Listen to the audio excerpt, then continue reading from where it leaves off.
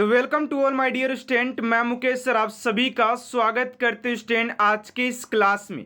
Student अगर आप सभी भी एसएससी एमटीएस परीक्षा 2024 एग्जाम की तैयारी कर रहे हैं तो यकीन मानिए स्टूडेंट आज की क्लास आप सभी के लिए काफ़ी ज़्यादा ज़बरदस्त होने वाला है, क्योंकि स्टूडेंट आज की इस क्लास के अंदर हम लोग डिस्कस करने वाले हैं जीके के महत्वपूर्ण प्रश्नों के बारे में, जो कि आप सभी की एसएससी एमटीएस परीक्षा में बहुत ज़्यादा बार रिपीट किए गए प्रश्नों में से एक है।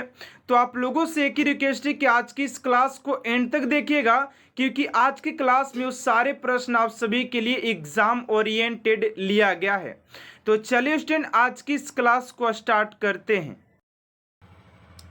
तो जैसा कि स्टूडेंट आप लोग देख पा रहे कि सारे प्रश्न आप सभी के लिए काफ़ी इंपोर्टेंट एंड एग्जाम ओरिएंटेड लिया गया है। तो चलिए पहले प्रश्न की ओर बात करते हैं। आप सभी का पहला प्रश्न क्या पूछा जा रहा है। तो पहले प्रश्न की बात करते कह रहा है कि निम्नलिखित में से किस महाद्वीप को महाद्वीपों का महाद्वीप कहा जाता है। किस महाद्वीप को महाद्वीपों का महाद्वीप कहा जाता है। ऑप्शन नंबर ए में है एशिया, बी में यूरोप, सी में अफ्रीका और डी में अंटार्कटिका। तो इस क्वेश्चन का राइट आंसर हो जाएगा आप सभी का ऑप्शन नंबर ए, यानी कि एशिया महाद्वीप आप सभी का राइट आंसर हो जाएगा। चलिए अगले प्रश्न की ओर बात करते हैं। आप सभी का अगला प्रश्न है कि चेरो कान कहाँ की लोक नृत्य शैली है। चेरो कान कहाँ का लोक नृत्य शैली है। ऑप्शन नंबर ए में असम, बी में नागालैंड, सी में मणिपुर और डी में है मिजोरम। तो इस क्वेश्चन का राइट आंसर हो जाएगा आप सभी का ऑप्शन नंबर डी, मिजोरम आप सभी का राइट आंसर हो जाएगा। चलिए अगले प्रश्न की ओर बात करते हैं स्टूडेंट। आप सभी का अगला प्रश्न क्या पूछा जा रहा है, ध्यान दीजिएगा। अगला प्रश्न आप सभी का कह रहा है कि उत्तर प्रदेश में होली के त्योहार पर लठमार होली मनाई जाती है। उत्तर प्रदेश में होली के त्योहार पर लठमार होली मनाई जाती है। ऑप्शन नंबर ए में वृंदावन में, बी में है बरसाना में, सी में मथुरा में और डी में है गोकुल में। तो इस क्वेश्चन का राइट आंसर हो जाएगा आप सभी का ऑप्शन नंबर बी, यानी कि बरसाना में मनाया जाता है। ऑप्शन नंबर बी आप सभी का राइट आंसर हो जाएगा। चलिए अगले प्रश्न की ओर बात करते हैं। अगला प्रश्न आप सभी का पूछा जा रहा है, ध्यान दीजिएगा। कह रहा है कि सिंधु सभ्यता निम्नलिखित में से किस युग में पड़ता है। सिंधु सभ्यता निम्नलिखित में से किस युग में पड़ता है। ऑप्शन नंबर ए में ऐतिहासिक काल, बी में प्रागैतिहासिक काल, सी में उत्तर प्रागैतिहासिक काल, डी में आदि ऐतिहासिक काल। तो 4 का राइट आंसर हो जाएगा आप सभी का ऑप्शन नंबर डी, यानी कि आदि ऐतिहासिक काल, proto historical period. Option number D आप सभी का राइट आंसर हो जाएगा। अगर आप लोगों को स्टूडेंट अगर कोई भी प्रश्न आता है तो आप लोग फटाफट आंसर आप लोग कमेंट बॉक्स में लिख सकते हैं, ठीक है ना। और लास्ट में आप सभी को अपना स्कोर कमेंट बॉक्स में लिखना है कि आप सभी कितने क्वेश्चन में कितना अटेंड कर पाते, ठीक है ना। चलिए अगले प्रश्न की ओर बात करते हैं। आप सभी का अगला प्रश्न है 5 नंबर कि नंद वंश के पश्चात मगध पर किस राजवंश ने शासन किया। नंद वंश के पश्चात मगध पर किस राजवंश ने शासक किया। तो राइट आंसर हो जाएगा आप सभी का मौर्य। ऑप्शन नंबर ए आप सभी का राइट आंसर हो जाएगा, मौर्य ने शासन किया था। चलिए अगले प्रश्न की ओर बात करते हैं 6 नंबर कि संविधान के किस अनुच्छेद के अंतर्गत केंद्र सरकार राज्य सरकारों को निर्देश दे सकती है। कितने अनुच्छेद के अनुसार ये दे सकती है। तो 6 का हो जाएगा आप सभी का ऑप्शन नंबर ए, यानी कि अनुच्छेद 256 हो जाएगा। आप सभी को इस सेक्शन में आप सभी के हिस्ट्री क्वेश्चन हो जाएगा और एक दो क्वेश्चन आप सभी से पॉलिटी और वहीं आर्ट एंड कल्चर से लिया गया, ठीक है ना। बाकी अधिक से अधिक जो क्वेश्चन आप सभी के हिस्ट्री से लिया गया है, क्योंकि हिस्ट्री आप सभी के एग्जाम में बहुत ज़्यादा रोल प्ले करता है, ठीक है ना। चलिए अगले प्रश्न की ओर बात करते हैं। आप सभी का 7 नंबर प्रश्न है कि विश्व की सबसे बड़ी खारे पानी की झील है, विश्व की सबसे बड़ी खारे पानी की झील कौन सी है? तो 7 का राइट आंसर हो जाएगा बी, यानी कि कैस्पियन सागर। ऑप्शन नंबर बी आप सभी का राइट आंसर हो जाएगा कैस्पियन सागर।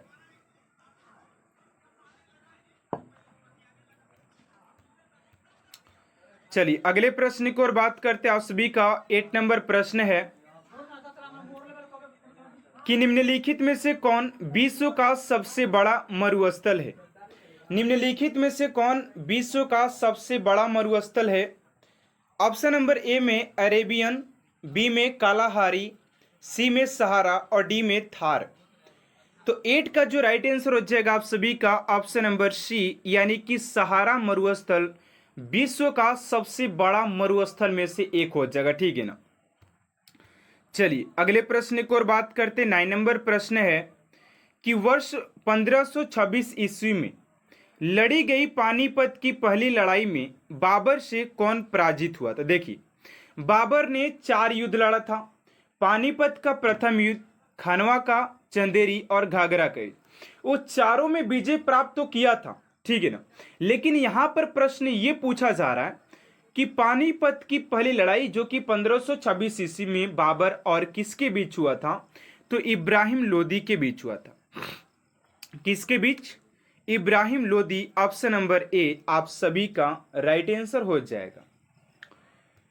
चलिए अगले प्रश्न की ओर बात करते। 10 नंबर प्रश्न है एंड स्टूडेंट, अभी तक आप सभी चैनल को सब्सक्राइब नहीं किए तो प्लीज स्टूडेंट चैनल को सब्सक्राइब कर साथ साथ बेल आइकन को प्रेस कर दीजिएगा, ताकि ऐसा मोस्ट इंपोर्टेंट क्लास स्टूडेंट आप तक सबसे जल्द पहुंचते रहे। चलिए 10 नंबर प्रश्न पूछा जा रहा है कि 1857 के विद्रोह का नेतृत्व बिहार में किसने किया था? 1857 के विद्रोह का नेतृत्व बिहार में किसने किया था? तो 10 का हो जाएगा आप सभी का ऑप्शन नंबर बी, यानी कि Kunwar Singh. Option number B आप सभी का राइट आंसर हो जाएगा। चलिए अगले प्रश्न की ओर बात करते। 11 नंबर प्रश्न है, सॉरी 11 नंबर प्रश्न मिस प्रिंट है क्या यार? 11 नंबर प्रश्न मिस प्रिंट है। यहाँ पर देखते 12 नंबर प्रश्न क्या पूछा जा रहा है, ध्यान से देखिएगा यहाँ पर। चलिए 11 नंबर प्रश्न मिस प्रिंट हो चुका है, ठीक है ना, टाइपिंग हो जाता है वो मिस्टेक है, तो चलिए कोई बात नहीं। अगले प्रश्न की ओर बात करते हैं।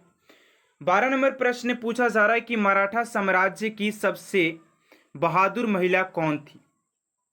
मराठा साम्राज्य की सबसे बहादुर महिला की बात करते हैं तो राइट आंसर हो जाएगा आप सभी का ऑप्शन नंबर बी, यानी कि ताराबाई। ऑप्शन नंबर बी आप सभी का राइट आंसर हो जाएगा, ऑप्शन नंबर बी। चलिए अगले प्रश्न की ओर बात करते हैं। आप सभी का 13 नंबर प्रश्न है कि भारत तक समुद्री मार्ग की खोज की गई थी। भारत तक समुद्री मार्ग की खोज किसने किया था? तो पुर्तगालियों द्वारा किया गया था ना। ऑप्शन नंबर बी आप सभी का राइट आंसर हो जाएगा, पुर्तगालियों के द्वारा किया गया था। चलिए अगला प्रश्न आप सभी का 14 नंबर पूछा जा रहा है कि अलीगढ़ मुस्लिम विश्वविद्यालय की स्थापना किसने की थी? अलीगढ़ मुस्लिम विश्वविद्यालय की स्थापना किसने की थी? तो 14 का राइट आंसर हो जाएगा आप सभी का ऑप्शन नंबर ए, यानी कि सैयद अहमद खां के द्वारा किया गया था। ऑप्शन नंबर ए आप सभी का राइट आंसर हो जाएगा। चलिए अगला प्रश्न आप सभी का 15 नंबर कि छोटा नागपुर जनजाति विद्रोह कब हुआ था? छोटा नागपुर जनजाति विद्रोह कब हुआ था? तो 15 का जो राइट आंसर हो जाएगा आप सभी का ऑप्शन नंबर ए, यानी कि 1820 में। ऑप्शन नंबर ए आप सभी का राइट आंसर हो जाएगा।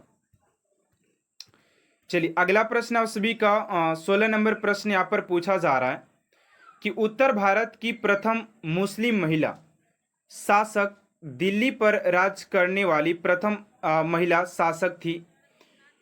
तो 16 का हो जाएगा आप सभी का ऑप्शन नंबर ए, यानी कि रजिया सुल्तान आप सभी का राइट आंसर हो जाएगा ऑप्शन नंबर ए। चलिए नेक्स्ट प्रश्न की ओर बात करते हैं। आप सभी का अगला प्रश्न क्या है? 17 नंबर प्रश्न पूछा जा रहा है कि मराठा राज्य का दूसरा संस्थापक किसे कहा जाता है? मराठा साम्राज्य का दूसरा संस्थापक किसे कहा जाता है? तो 17 का हो जाएगा आप सभी का बी, यानी कि बालाजी विश्वनाथ हो जाएंगे। ऑप्शन नंबर बी आप सभी का राइट आंसर हो जाएगा। चलिए अगले प्रश्न की ओर बात करते हैं। आप सभी का अगला प्रश्न 18 नंबर कि गांधी जी की मृत्यु पर किसने कहा हमारे जीवन से प्रकाश चला गया?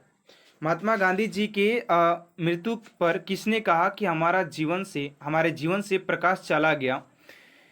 तो ऑप्शन नंबर बी आप सभी का राइट आंसर हो जाएगा। जवाहरलाल नेहरू जी ने इस बात को कहा था महात्मा गांधी जी के मृत्यु के बाद कि हमारे जीवन से प्रकाश ही चला गया।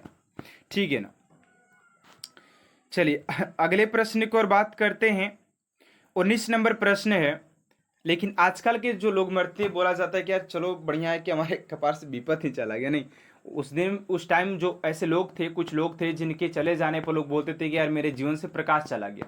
लेकिन आज कोई चला जाता है तो बोलते यार चलो हमारे कपार से तो विपत ही चला गया। कुछ ऐसे है जो ऐसे लोग कुछ हैं, चुनिंदे लोग हैं।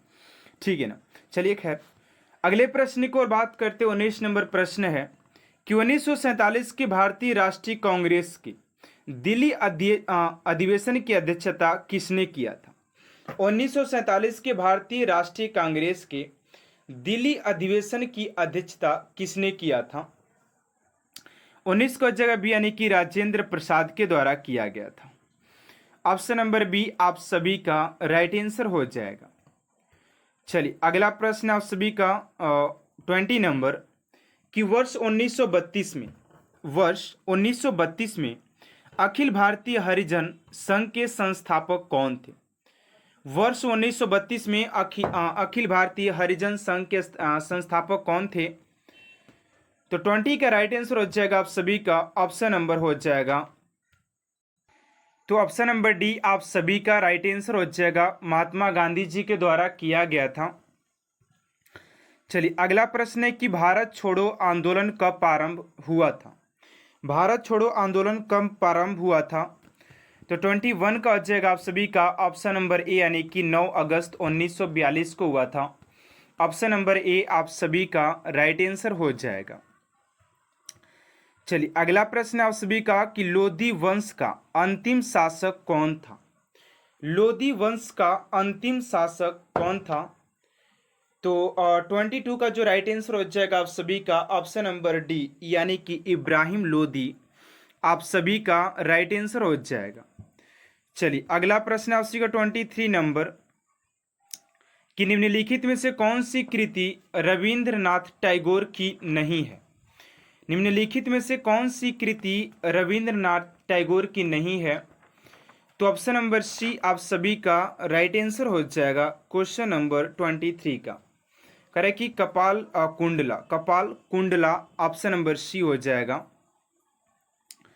चलिए अगला प्रश्न आपसे 24 नंबर कि भारत में जब क्रिप्स मिशन आया उस समय भारत का वायसराय कौन था? तो 24 का हो जाएगा आप सभी का ऑप्शन नंबर बी, यानी कि लॉर्ड लिनथिंगो हो जाएगा ऑप्शन नंबर बी। चलिए अगला प्रश्न है कि इंकलाब जिंदाबाद का नारा किसने दिया था? इंकलाब जिंदाबाद का नारा किसने दिया था? 25 का हो जाएगा बी, यानी कि भगत सिंह के द्वारा ये नारा दिया गया था।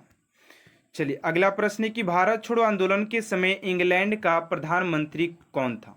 भारत छोड़ो आंदोलन के समय इंग्लैंड का प्रधानमंत्री कौन था? तो 26 का हो जाएगा आप सी का सी, यानी कि चर्चिल था ऑप्शन नंबर सी। अगला प्रश्न है कि महात्मा गांधी दक्षिण अफ्रीका से भारत किस वर्ष लौटे? महात्मा गांधी दक्षिण भारत से अफ्रीका कब किस वर्ष लौटे? 27 का हो जाएगा ए, यानी कि 1915 में। चलिए अगले प्रश्न की ओर बात करते हैं कि जलियांवाला बाग में गोली चलाने का आदेश दिया था। जलियांवाला बाग हत्याकांड में गोली चलाने का आदेश किसने दिया था? तो ओ डायर यानी कि डायर हो जाएगा ऑप्शन नंबर बी। अगला प्रश्न है कि स्वतंत्र भारत के प्रथम राज्यपाल, स्वतंत्र भारत के प्रथम महाराज्यपाल कौन थे? तो 29 का हो जाएगा ऑप्शन बी का सी यानी कि लॉर्ड माउंटबेटन हो जाएगा ऑप्शन नंबर सी। चलिए अगले प्रश्न की ओर बात करते हैं कि नमक सत्याग्रह किस ईस्वी में प्रारंभ हुआ था? तो इस क्वेश्चन का राइट आंसर क्या होगा स्टूडेंट, आप सभी को कमेंट बॉक्स में देना है एंड देखते हैं कितने स्टूडेंट इस क्वेश्चन का राइट आंसर कमेंट बॉक्स में दे पाते हैं। तो आज की इस क्लास को स्टूडेंट यहीं तक एंड करते हैं। आप सभी को क्लास कैसा लगा और आप लोग 30 क्वेश्चन में कितने स्कोर कर पाए आप लोग कमेंट बॉक्स में जरूर लिखिएगा कि आप ने 30 क्वेश्चन में कितने क्वेश्चन को अटेंड कर पाए हैं। तो आज की इस क्लास को यहीं तक एड करते आप सभी क्लास कैसा लगा कमेंट बॉक्स में जरूर बताइएगा। अगर आज की क्लास अच्छा लगे तो प्लीज चैनल को सब्सक्राइब कर साथ साथ